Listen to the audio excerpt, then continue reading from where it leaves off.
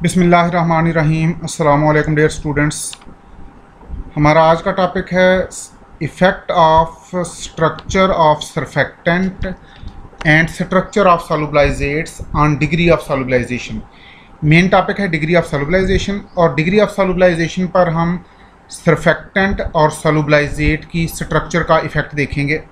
तो let us start. सबसे पहले हम डिस्कस करते हैं effect of structure of surfactant on degree of solubilization, और इसमें केस 1, चूँकि सॉल्युबलाइजेट पोलर भी हो सकते हैं, नॉन पोलर भी हो सकते हैं, तो हमने पोलर और नॉन पोलर दोनों तरह के सॉल्युबलाइजेट की डिग्री ऑफ सॉल्युबलाइजेशन को डिस्कस करना है। तो case 1 for hydrocarbons and long chain polar compound. Hydrocarbon non polar होते हैं, ये माइसल की कोर में सॉल्युबलाइज होते हैं, और लॉन्ग चेन पोलर कंपाउंड में चूँकि हाइड्रोकार्बन चेन लेंथी होती है, तो ये भी माइसल की कोर के करीब करीब यानी कि डीप पैलिसेड लेयर में सॉल्युबलाइज होते हैं। तो these types of solubilizates are solubilized in inner core और इन डीप पैलिसेड लेयर, क्योंकि जूं जूं कंपाउंड की पोलैरिटी कम होती जाएगी उसके माइसल की कोर के में जाने के चांसेस बढ़ते जाएंगे। क्योंकि माइसल का कोर नॉन पोलर होता है, तो कंपाउंड सॉल्युबलाइजेट अगर नॉन पोलर होगा तो ये माइसल की कोर में जाएगा, और अगर कंपाउंड पोलर होगा तो माइसल की सरफेस चूँकि पोलर होती है तो फिर पोलर सॉल्युबलाइजेट सरफेस के करीब रहेगा। ये लाइक डिज़ोल्व लाइक वाली सिचुएशन है कि पोलर कंपाउंड पोलर इन्वायरमेंट में रहना पसंद करेंगे, non polar compound non polar environment में रहना पसंद करेंगे। तो case 1 is for hydrocarbons and for long chain polar compounds that are to be solubilized in inner core और इन डीप पैलिसेड लेयर। तो degree of solubilization for these compounds directly depend on size of micelle, यानी ये size of micelle के directly proportional होगी degree of solubilization इन compound के लिए। Non polar और लेस पोलर कंपाउंड के लिए degree of solubilization will be directly proportional to size of micelle. Micelle का साइज़ बड़ा होगा तो डिग्री ऑफ सॉल्युबलाइजेशन ज़्यादा होगी, क्यों कि माइसल का साइज़ बड़ा होगा तो कोर में स्पेस ज़्यादा अवेलेबल होगी, और माइसल का साइज़ अगर कम होगा तो कोर में स्पेस कम अवेलेबल होगी। और अब देखें कि साइज़ ऑफ माइसल किन फैक्टर पे डिपेंड करता है। माइसल का साइज़ डिपेंड करता है हाइड्रोफोबिक पार्ट की लेंथ पे और एग्रीगेशन नंबर पे। सरफेक्टेंट के मॉलिक्यूल में हाइड्रोफोबिक पार्ट की लेंथ जितनी ज़्यादा होगी उतना ही माइसल का साइज़ ज़्यादा होगा। ये हमने प्रीवियस लेक्चर में पढ़ा था कि माइसल का रेडियस डिपेंड करता है हाइड्रोफोबिक पार्ट की इफ़ेक्टिव लेंथ पे। तो हाइड्रोफोबिक पार्ट की लेंथ इंक्रीज़ होती जाएगी, माइसल का साइज़ बढ़ता जाएगा, कोर में स्पेस ज़्यादा अवेलेबल होगी, और नॉन पोलर कंपाउंड की degree of non polar compound के लिए डिग्री ऑफ सॉल्युबलाइजेशन इंक्रीज़ हो जाएगी, यानी नॉन पोलर कंपाउंड के सॉल्युबलाइज होने के चांसेस ज़्यादा होंगे। दूसरी बात एग्रीगेशन नंबर। एग्रीगेशन नंबर भी एक्चुअली हाइड्रोफोबिक पार्ट की लेंथ पर ही डिपेंड करता है, इसको हम डिटेल से डिस्कस कर चुके हैं। तो जितना हाइड्रोफोबिक पार्ट की लेंथ सरफेक्टेंट के मॉलिक्यूल में ज़्यादा होगी उतना ही एग्रीगेशन नंबर ज़्यादा होगा, और एग्रीगेशन नंबर ज़्यादा होगा तो माइसल का साइज़ ज़्यादा बड़ा होगा और उसके कोर में ज़्यादा स्पेस अवेलेबल होगी, लिहाजा डिग्री ऑफ सॉल्युबलाइजेशन बढ़ जाएगी। amount of hydrocarbon and amount of long chain polar compound in core of micelle will increase। तो इस पूरी डिस्कशन की समरी ये है कि degree of solubilization directly depends on length of hydrophobic part of surfactant and aggregation number. ये देखें, ये माइसल है, ये इसका hydrophilic part at the surface, और ये हाइड्रोफोबिक पार्ट, और ये इसका कोर है। चूँकि हाइड्रोफोबिक पार्ट बाहर की तरफ है तो और ये सरफेक्टेंट हमने वाटर में डिज़ोल्व किया है, तो interface will be surrounded by water molecules. ये हाइड्रोफिलिक हेड ग्रुप्स हैं जिन्होंने वाटर के मालिक्यूल को फेस किया है। और हाइड्रोफोबिक पार्ट चूँकि वाटर के साथ कंपेटिबल नहीं थे, they are pointed inward, they are away from water molecule. तो हाइड्रोफोबिक सॉल्युबलाइजेट भी वाटर के साथ कंपेटिबल नहीं होगा, तो वो इस नॉन पोलर इन्वायरमेंट में आएगा। यहाँ पर ऑलमोस्ट ये इनर कोर है। अब इसमें देख लें, अगर हमारे पास कुछ सरफेक्टेंट गिवन हो और हमने असेस करना हो कि किसकी डिग्री ऑफ किस सरफेक्टेंट की डिग्री ऑफ सॉल्युबलाइजेशन ज़्यादा होगी फॉर नॉन पोलर कंपाउंड, ये बात जहन में रखिएगा कि अभी तक हम जो डिस्कशन कर रहे हैं ये केस 1 है that deals with solubilization of non polar compound, चाहे वो हाइड्रोकार्बन्स हों या लॉन्ग चेन पोलर कंपाउंड हों। अगर लॉन्ग चेन पोलर कंपाउंड है तो उनमें पोलर ग्रुप एक है, नॉन पोलर चेन लेंथी होगी तो उसमें पोलैरिटी ना होने के बराबर ही रह जाएगी, इसलिए उनके केस को हम नॉन पोलर कंपाउंड के साथ डिस्कस कर रहे हैं। ये देखें सोडियम डिकाइल सल्फेट, डिकाइल का मीन इसमें 10 कार्बन हैं सरफेक्टेंट की हाइड्रोकार्बन चेन में, और इसके बाद सोडियम डोडिकाइल सल्फेट है, या इसको आप डोडिसाइल सल्फेट पढ़ लें। इसमें 12 कार्बन हैं सरफेक्टेंट की हाइड्रोकार्बन चेन में। अब हाइड्रोकार्बन चेन में number of carbon atom increase हो गया, लिहाजा सॉल्युबलाइजेशन कैपेसिटी इंक्रीज हो गई। यानी सोडियम डिसाइल सल्फेट की सॉल्युबलाइजेशन कैपेसिटी कम है than solubilizing power of sodium dodecyl sulphate, than solubilizing power of sodium tetradecyl sulphate. Tetradecyl में अगेन अब यहाँ पर 14 कार्बन एटम हो गए। डिसाइल में 10 कार्बन एटम थे सरफेक्टेंट की हाइड्रोकार्बन चेन में, और डोडिसाइल में 12 हो गए। हाइड्रोकार्बन चेन लेंथी हो गई, एग्रीगेशन नंबर भी इंक्रीज़ हो गया, माइसल का साइज़ भी इंक्रीज़ हो गया, इसलिए इसके माइसल में हाइड्रोकार्बन को और लॉन्ग चेन पोलर कंपाउंड को सॉल्युबलाइज करने की एबिलिटी इंक्रीज़ हो गई। जब हम सोडियम डोडिसाइल के बाद सोडियम टेट्राडिसाइल ट्राई करेंगे तो अब यहाँ पर सरफेक्टेंट की हाइड्रोकार्बन चेन में 14 कार्बन एटम हैं, तो हाइड्रोकार्बन चेन की लेंथ इंक्रीज़ हो गई, लिहाजा एग्रीगेशन नंबर भी इंक्रीज़ हो गया, माइसल का साइज़ भी इंक्रीज़ हो गया, और माइसल की कोर में हाइड्रोकार्बन को और लॉन्ग चेन पोलर कंपाउंड को सॉल्युबलाइज करने की कैपेसिटी इंक्रीज़ हो गई। माइसल एक्सपैंड हो जाएंगे, कोर में ज़्यादा स्पेस अवेलेबल होगी। और अगर हम सोडियम हेक्साडिकाइल सल्फेट पे आ जाएं, हेक्साडिसाइल सल्फेट में, यहाँ पर इस सरफेक्टेंट की हाइड्रोकार्बन चेन में 16 कार्बन एटम है। Hexadecyl mean alkyl group having 16 carbon atom. ये मिथाइल, इथाइल, प्रोपाइल, ब्यूटाइल से चलते चलते जब हम 16 कार्बन पे पहुंचेंगे तो उस अल्काइल ग्रुप को कहेंगे हेक्साडिसाइल। इस सरफेक्टेंट का माइसलर साइज इन पहले तीनों से बड़ा है, लिहाजा एग्रीगेशन नंबर भी ज़्यादा है, माइसल के कोर में स्पेस भी ज़्यादा अवेलेबल है, और इस सरफेक्टेंट की solubilizing power for non polar compound will be the greatest among all these. तो अगर इन चारों को कंपेयर करना हो तो हम जिस सरफेक्टेंट में हाइड्रोकार्बन चेन की लेंथ सबसे ज़्यादा होगी उसको हम कहेंगे कि इसकी solubilising power non polar compound के लिए सबसे ज़्यादा है। पोलर कंपाउंड की पोलर सॉल्युबलाइजेट की बात हम बाद में करेंगे। अब कुछ एग्जांपल, ये एग्जांपल थी एनायनिक सरफेक्टेंट के लिए। Now some examples for cationic surfactants. Tetradecyl trimethyl ammonium bromide.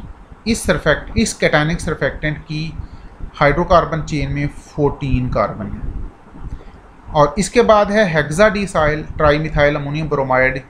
इस सरफेक्टेंट की हाइड्रोकार्बन चेन में 16 कार्बन है, लिहाजा इसकी सॉल्युबलाइजिंग पावर ज़्यादा है for non polar compound than this surfactant. और ऑक्टाडिसाइल में हाइड्रोकार्बन चेन 18 कार्बन एटम की है, लिहाजा माइसल का साइज़ और इंक्रीज़ हो गया, एग्रीगेशन नंबर भी इंक्रीज़ हो गया और माइसल की कोर में स्पेस भी अब पहले से ज़्यादा अवेलेबल है। तो नॉन पोलर सॉल्युबलाइजेट के लिए यानी कि हाइड्रोकार्बन्स और लॉन्ग चेन पोलर कंपाउंड्स के लिए सॉल्युबलाइजिंग पावर इस डायरेक्शन में इंक्रीज़ होगी, from this surfactant to this and this. तो this is increasing order of degree of solubilization for non-polar solubilizates। अब हमने कहा एग्रीगेशन नंबर इंक्रीज होने से और माइसल का साइज इंक्रीज होने से सॉल्युबलाइजिंग पावर इंक्रीज होती है। अलबत्ता CMC डिक्रीज होने से सॉल्युबलाइजिंग पावर इंक्रीज होती है, क्योंकि CMC जितनी कम होगी उतना ही एग्रीगेशन नंबर ज़्यादा होगा। माइसल के हाइड्रोफोबिक पार्ट की लेंथ जितनी ज़्यादा है उतना ही माइसल की CMC, उतना ही सरफेक्टेंट की CMC कम है। सरफेक्टेंट के हाइड्रोकार्बन चेन की लेंथ ज़्यादा होगी, CMC कम होगी।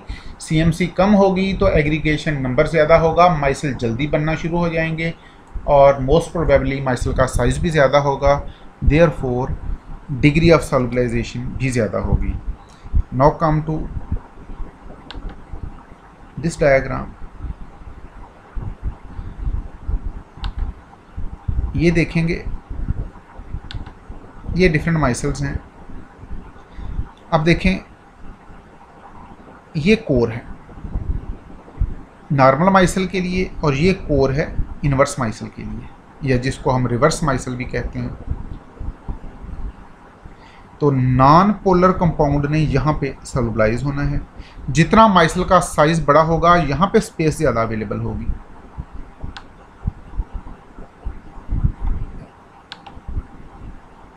इस डायग्राम को देखें,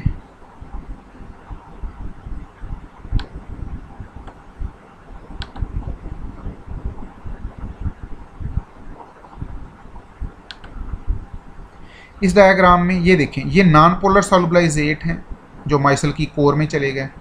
तो कोर में जितना माइसल जितना बड़ा होगा उतना ही कोर में स्पेस ज़्यादा अवेलेबल होगी, तो degree of solubilization non polar compound की इंक्रीज होगी। ये भी देखें, micelle in 3 dimension, this is again micelle.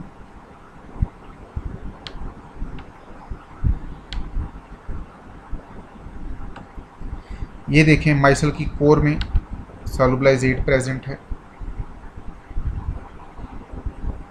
तो माइसल जितना साइज में बड़ा होगा उतना ही यहाँ पर स्पेस ज़्यादा अवेलेबल होगी।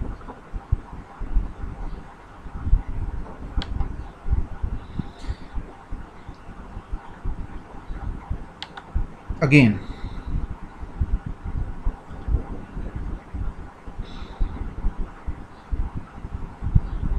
तो हमने कहा degree of solubilization decreases with CMC, and again let me repeat, this is the case of solubilization of non polar solubilizates. अब तक हमने कंपैरिजन किया कि अगर हमारे पास सारे एनायनिक सरफेक्टेंट हों या सारे कैटायनिक सरफेक्टेंट हों, तो हमने कहा जिस सरफेक्टेंट की हाइड्रोफोबिक पार्ट की इफ़ेक्टिव लेंथ ज़्यादा होगी वहाँ पर CMC कम होगी, एग्रीगेशन नंबर ज़्यादा होगा, माइसल का साइज़ बड़ा होगा और डिग्री ऑफ सॉल्युबलाइजेशन ज़्यादा होगी। अब अगर हमारे पास डिफरेंट सरफेक्टेंट हों, यानी हमारे पास नॉन आयनिक सरफेक्टेंट भी हैं, कैटायनिक सरफेक्टेंट भी हैं, एनायनिक सरफेक्टेंट भी हैं, देन डिग्री ऑफ सॉल्युबलाइजेशन इस ऑर्डर में डिक्रीज़ होगी। ये डिक्रीजिंग ऑर्डर है। नॉन आयनिक सरफेक्टेंट की डिग्री ऑफ सॉल्युबलाइजेशन सबसे ज़्यादा होगी, क्यों कि नॉन आयनिक सरफेक्टेंट की CMC सबसे कम होती है और एग्रीगेशन नंबर ज़्यादा होता है। इसके बाद बारी आती है कैटायनिक सरफेक्टेंट की और उसके बाद एनायनिक सरफेक्टेंट की। अब नॉन आयनिक में तो हमने बात क्लियर कर दी, चूँकि नॉन आयनिक के हाइड्रोफिलिक पार्ट पे चार्ज कोई नहीं है, लिहाजा हाइड्रोफिलिक पार्ट में रिपल्शन भी नहीं है, इसलिए इसका एग्रीगेशन नंबर ज़्यादा होता है, CMC कम होती है, इसके माइसल ज़्यादा आसानी से बन जाते हैं और माइसल का साइज़ भी ज़्यादा बड़ा हो जाता है, क्योंकि एनायनिक और कैटायनिक में माइसल के साइज़ को एक लिमिट से एक्सीड नहीं हम कर सकते, क्योंकि जब माइसल का साइज़ इन्हांस होता है तो हाइड्रोफिलिक पार्ट एक दूसरे के ज़्यादा करीब आते हैं, उनमें रिपल्शन इंक्रीज़ हो जाती है। इसलिए कैटायनिक और नॉन आयनिक का मामला ज़रा डिफरेंट है। रिपल्शन की वजह से इसके माइसल का साइज़ ज़्यादा बड़ा नहीं होता। अलबत्ता नॉन आयनिक सरफेक्टेंट में चूँकि हाइड्रोफिलिक ग्रुप्स के ऊपर चार्ज नहीं होता तो रिपल्शन भी नहीं होती, म्यूचुअल रिपल्शन नहीं होती, लिहाजा इसके माइसल का साइज़ रिलेटिवली बड़ा होता है। इसलिए इसकी डिग्री ऑफ इसके कोर में ज़्यादा स्पेस अवेलेबल होती है। तो degree of solubilization for non polar compound is greatest for non ionic surfactant. अलबत्ता कैटायनिक और एनायनिक का कंपैरिजन इसको ज़रा समझने की ज़रूरत है। कैटायनिक की degree of solubilization normally anionic surfactant की डिग्री ऑफ सॉल्युबलाइजेशन से ज़्यादा होती है, क्योंकि कैटायनिक सरफेक्टेंट में कैटायनिक ग्रुप्स ज़्यादा लूजली पैक्ड होते हैं, टाइटली पैक्ड नहीं हो सकते due to their large size.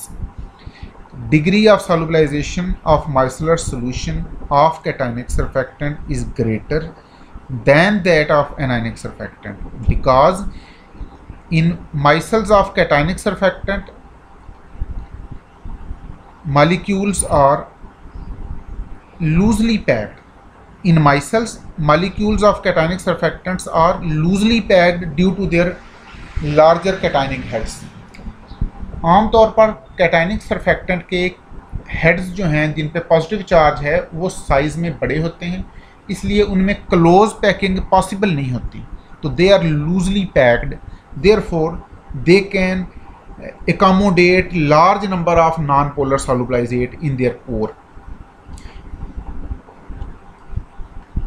अब case 2 that is for polar solubilizate, और पोलर सॉल्युबलाइजेट पैलिसेड लेयर में जाते हैं, सरफेस के करीब करीब रहते हैं, क्योंकि माइसल की सरफेस पोलर होती है।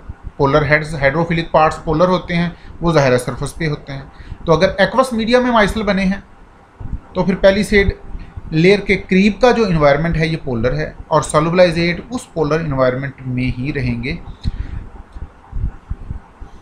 तो इन सॉल्युबलाइजेट के लिए very few generalization are available. इनके लिए कोई हार्ड एंड फास्ट रूल नहीं है। जो रूल्स अब तक हमने नॉन पोलर सॉल्युबलाइजेट के लिए पढ़े हैं they are not valid.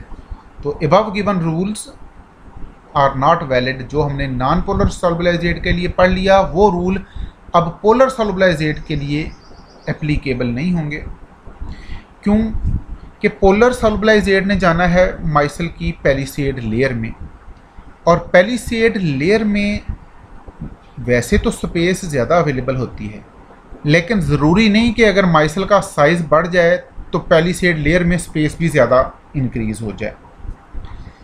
Micelle का साइज़ बढ़ने से कोर में तो स्पेस इंक्रीज़ होती है, लेकिन पैलिसेड लेयर में कभी इंक्रीज़ होती है कभी डिक्रीज़ होती है डिपेंडिंग अपॉन सिचुएशन।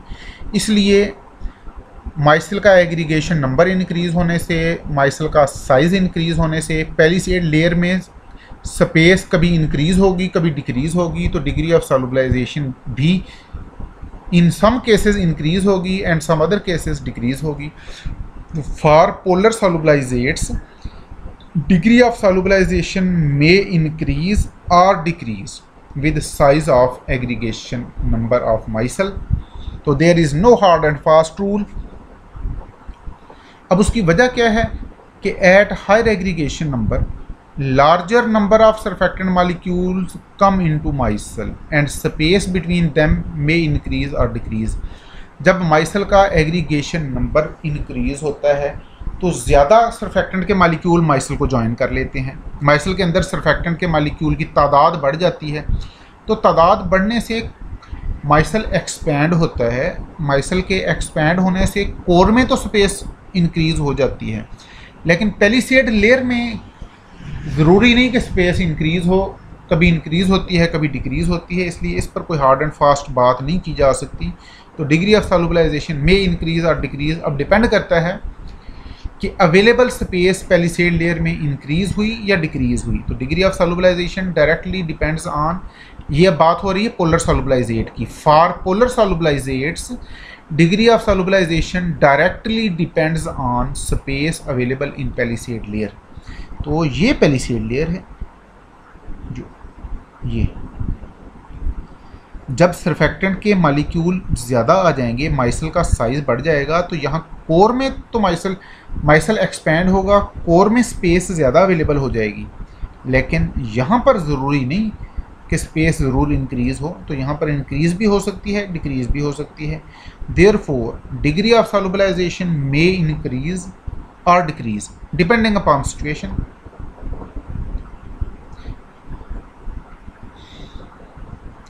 तो अब तक हमने पढ़ा सरफेक्टेंट की स्ट्रक्चर का effect on degree of solubilization. अब हम देखेंगे effect of structure of solubilizates on degree of solubilization. तो सॉल्युबलाइजेट के बारे में एक चीज़ समझिएगा, हमने कहा नॉन पोलर सॉल्युबलाइजेट माइसल की कोर में जाएंगे, पोलर सॉल्युबलाइजेट पेलिसेड लेयर में रहेंगे। पेलिसेड लेयर में स्पेस ज़्यादा अवेलेबल होती है एज़ कंपेयर टू कोर, इसलिए पोलर सॉल्युबलाइजेट की degree of solubilization non polar solubilizate की डिग्री ऑफ सॉल्युबलाइजेशन से ज़्यादा होगी। यानी पोलर सॉल्युबलाइजेट ज़्यादा सॉल्युबलाइज होंगे as compare to non polar सॉल्युबलाइजेट।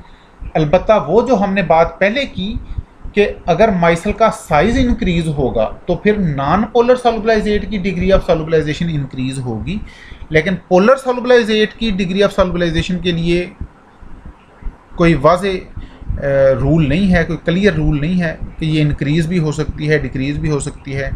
It depends upon situation. पहली बात तो ये है कि अगर आपके पास क्रिस्टलाइन सॉलिड भी हैं, अमार्फस सॉलिड भी हैं, तो अमार्फस सॉलिड में चूँकि डिसऑर्डर है और सॉल्वेंट में भी डिसऑर्डर है, लिहाजा अमार्फस सॉलिड को सॉल्युबलाइज करना आसान है क्योंकि उसका क्रिस्टल नहीं है।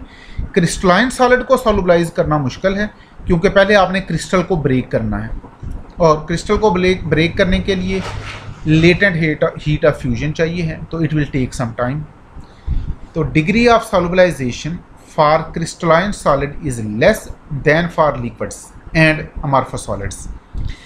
क्रिस्टलाइन सॉलिड के लिए डिग्री ऑफ सॉल्युबलाइजेशन, ये हम कह रहे हैं degree of solubilization for crystalline solid, not ये नहीं कहना कि degree of solubilization of crystalline solid. Crystalline solid के लिए डिग्री ऑफ सॉल्युबलाइजेशन कम है than degree of solubilization for liquids and for amorphous solids. क्यों कि क्रिस्टलाइन सॉलिड के क्रिस्टल को ब्रेक करने के लिए, क्रिस्टल को डिसॉल्व करने के लिए हमें latent heat of fusion required है। इट मीन ये प्रोसेस रिलेटिवली एंडोथर्मिक प्रोसेस है, it will take some time, heat देनी पड़ेगी। अब दूसरी बात, degree of solubilization for polar solubilizate is greater than for non-polar ones. Again, let us see. ये देखें, ये पेलिसेड लेयर है, तो अगर 3 डायमेंशन में हम ना भी जाएं, 2 डायमेंशन में भी ये नज़र आ रहा है कि पेलिसेड लेयर में यहाँ पर स्पेस ज़्यादा अवेलेबल है, ये कोर में स्पेस ये थोड़ी सी है। इसलिए नॉन पोलर सॉल्युबलाइजेट ने चूँकि कोर में जाना है और कोर में स्पेस कम है, लिहाजा नॉन पोलर सॉल्युबलाइजेट्स की डिग्री ऑफ सॉल्युबलाइजेशन कम होगी, और पोलर सॉल्युबलाइजेट्स ने चूँकि इस पेलिसेड लेयर में रहना है, इनकी डिग्री ऑफ इनके लिए डिग्री ऑफ सॉल्युबलाइजेशन ज़्यादा होगी। यहाँ भी देख लें, ये पेलिसेड लेयर है जहाँ पर स्पेस ज़्यादा अवेलेबल है और कोर में स्पेस रिलेटिवली कम है। चूँकि पेलिसेड लेयर देखें, इन 2 सरफेक्टेंट के मालिक्यूल के दरमियान, इन 2 मालिक्यूल के दरमियान, इन 2 मालिक्यूल के दरमियान, यहाँ इसको अगर आप 3 डायमेंशन में देखें तो ये अच्छी खासी स्पेस है, जबकि कोर में स्पेस काफ़ी कम है। तो 3 डायमेंशन में इसको आप यूँ भी देख सकते हैं, कोर ये है और पेलिसेड लेयर ये है, ये बाहर की तरफ सरफेस के करीब करीब। तो यहाँ पर ओवरऑल स्पेस ज़्यादा अवेलेबल है।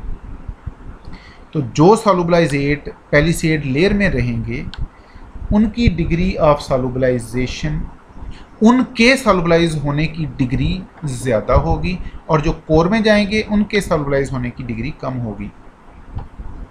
यहाँ भी देख लें, ये पैलिसेड लेयर में जहाँ पर स्पेस कम अवेलेबल है, जहाँ स्पेस ज़्यादा अवेलेबल है, और ये कोर में ग्रीज पार्टिकल गए, यहाँ स्पेस कम अवेलेबल है। तो सिमिलर केसेस। अब अगली बात, एक तो हमने कहा degree of solubilization for polar solubilizates is greater than for non polar ones. उसकी वजह क्या है कि non polar molecules go to the core where less space is available, while polar ones are accommodated in palisade layer where more space is accessible.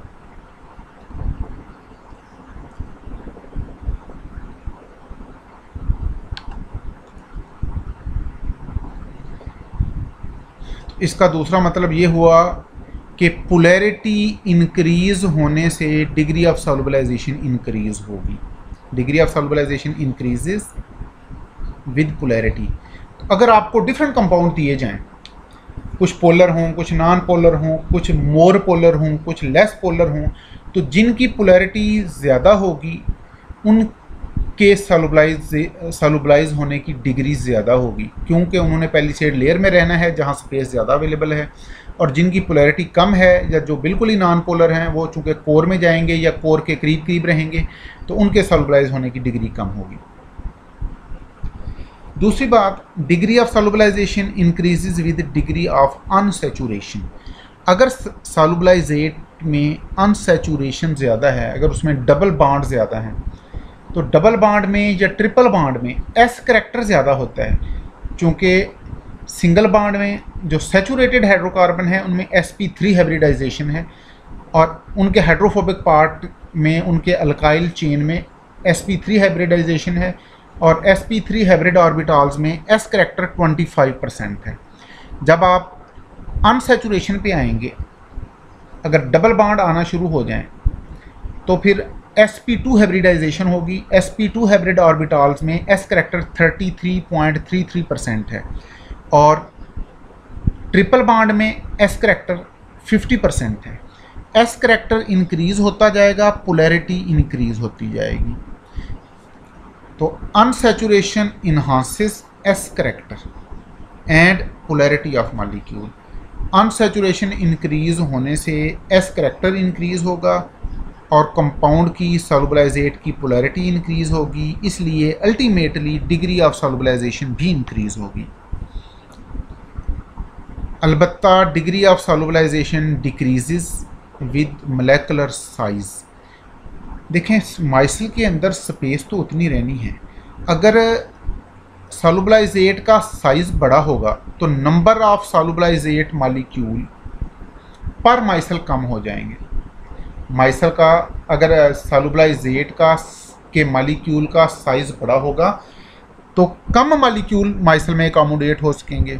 अगर सॉल्युबलाइजेट के molecule का size छोटा है तो फिर माइसल के अंदर ज़्यादा मॉलिक्यूल चले जाएंगे। तो नंबर ऑफ मॉलिक्यूल पर माइसल डिक्रीज़ हो जाते हैं साइज़ इंक्रीज़ होने से। तो हम कहेंगे कि डिग्री ऑफ सॉल्युबलाइजेशन इन्वर्सली प्रोपोर्शनल है मोलेकुलर साइज़ ऑफ सॉल्युबलाइजेट के।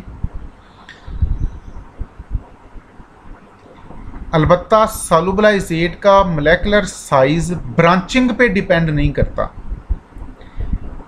सॉल्युबलाइजेट के मॉलिक्यूल में ब्रांचिंग कम हो या ज़्यादा हो, इससे मॉलिक्यूल के साइज़ पे फ़र्क नहीं पड़ता, इफ़ेक्टिव लेंथ पे फ़र्क पड़ेगा, साइज़ पे फ़र्क नहीं पड़ेगा।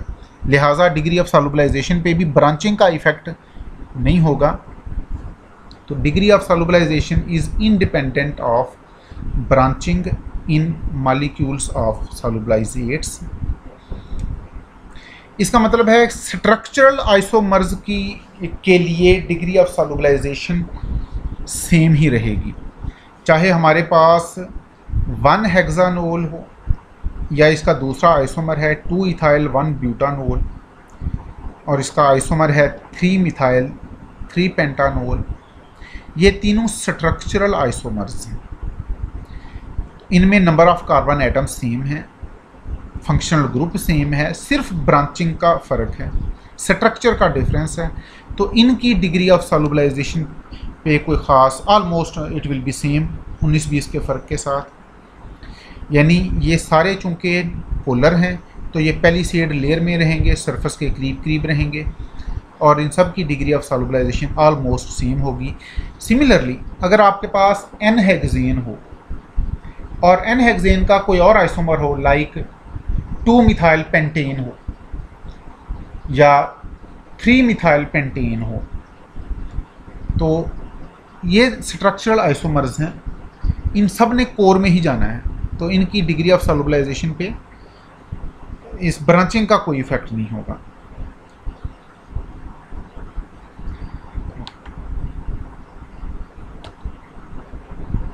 ये देखिएगा,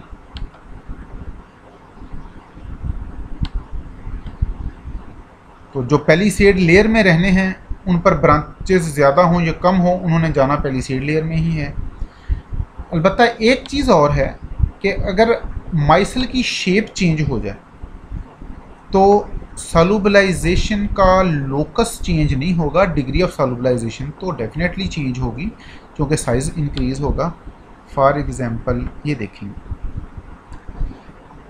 ये स्फेरिकल माइसल है 3 डायमेंशन में और ये सिलेंड्रिकल माइसल है।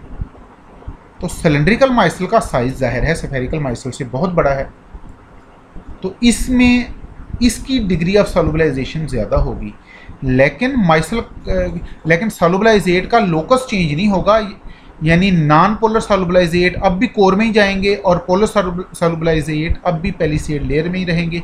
लेकिन अब चूँकि माइसल साइज़ में बड़ा है, ये सिलेंड्रिकल माइसल है, इसलिए डिग्री ऑफ सॉल्युबलाइजेशन डेफिनेटली इसकी कई गुना ज़्यादा होगी as compare to spherical micelle. तो ये देखिएगा, ये सॉल्युबलाइजेशन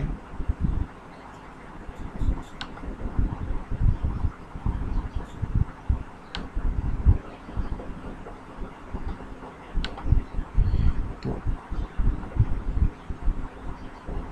ये देखें, ये कोर में नॉन पोलर मॉलिक्यूल्स, यहाँ भी ये नॉन पोलर सॉल्युबलाइजेट्स कोर में। तो इस तरह की डायग्राम अवेलेबल हैं, इनको देख के आप फर्दर इसको अंडरस्टैंड कर सकते हैं। ये नॉन पोलर सॉल्युबलाइजेट कोर में एंड सो ऑन। तो ये टॉपिक्स स्टूडेंट्स की डिमांड्स पर थे, ये जो हमने लेक्चर प्रीवियस 3 लेक्चर्स हैं। तो नेक्स्ट हम इंशाल्लाह स्टार्ट करेंगे इमल्शंस, हमारा नेक्स्ट चैप्टर इमल्शंस, जो हम इंशाल्लाह नेक्स्ट लेक्चर से स्टार्ट कर लेंगे। तो आज के लेक्चर की समरी कि degree of solubilization polar solubilizate के लिए ज़्यादा होगी, पोलर सॉल्युबलाइजेट ज़्यादा सॉल्युबलाइज होंगे as compare to non polar solubilizate. अलबत्ता अगर माइसल का साइज़ इंक्रीज़ हो जाए तो फिर नॉन पोलर सॉल्युबलाइजेट की डिग्री ऑफ सॉल्युबलाइजेशन इंक्रीज़ होगी और पोलर सॉल्युबलाइजेट की डिग्री ऑफ सॉल्युबलाइजेशन इंक्रीज़ भी हो सकती है, डिक्रीज़ भी हो सकती है, दोनों ही केसेस हैं। माइसल का साइज़ इंक्रीज़ हो जाए या एग्रीगेशन नंबर इंक्रीज़ हो जाए या उसकी CMC डिक्रीज़ हो जाए तो नॉन पोलर सॉल्युबलाइजेट की सॉल्युबलाइजेशन इंक्रीज़ हो जाएगी। पोलर के लिए कोई क्लियर कट रूल अवेलेबल नहीं है।